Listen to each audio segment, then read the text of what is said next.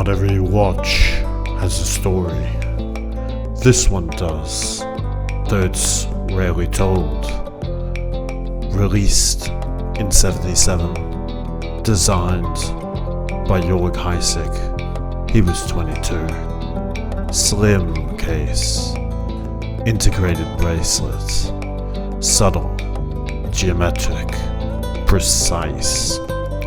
It wasn't a blockbuster, just a few hundred made, then gone.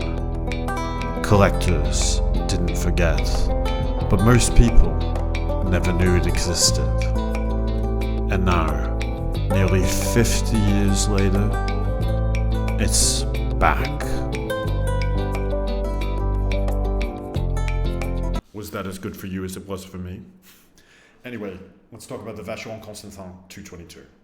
So this watch was originally released in 1977, and you have to understand that at the time, with the Royal Oak and the Nautilus, the idea that a sport watch could be made out of steel was novel. And so Vacheron wanted something in that same category. Modern, slim, integrated. But they wanted it to bear their own signature. And as it so happens, they gave the job to a virtual unknown by the name of Jörg Hysek, a 22-year-old kid who had worked at Rolex for a few years before starting his own design agency. And he didn't have Gérard Jontin's name going for him, but he did have the right instincts with that monoblock case and those flared lugs that taper into a flat bracelet, and a bezel that looked technical without trying too hard. And the result was the 222. So it was clean and angular and compact, quite compact, especially by today's standards. At just over 37 millimeters across and 7.2 millimeters thick, it had water resistance up to 120 meters, which at the time was extremely impressive. It used Vacheron's ultra-thin calibre 1121, which was a movement shared with the Nautilus and the Royal Oak Jumbo, so it had real credibility there. Still, even with all that going for it, it was a very quiet release. They made just a few hundred of these things in steel and a few in gold and some in a mix of the two. And it wasn't pushed heavily with any sort of big marketing campaign. It didn't have celebrity endorsements. It didn't try to dominate the market. That wasn't seemingly the goal here. And then, just as quickly as it came, it was gone. It was phased out in the mid-'80s. Replaced by the Phidias line, which felt more appropriate to that particular era when all of watchmaking was undergoing such a transformative chapter, right? And for a while, the 222 was just kind of this footnote, this exciting footnote in the history of Vacheron Constantin. But the collectors never completely lost sight of it. They kept it in view quietly. And as the years passed, its proportions started to feel right again for the time. You know, tastes evolved to meet the 222 where it lives best. It's not oversized, it's not aggressive, it's just elegant.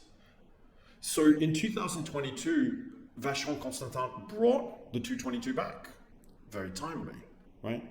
And the reissue is faithful to the original. It's got the same dimensions, the same bracelet geometry, the same spirit.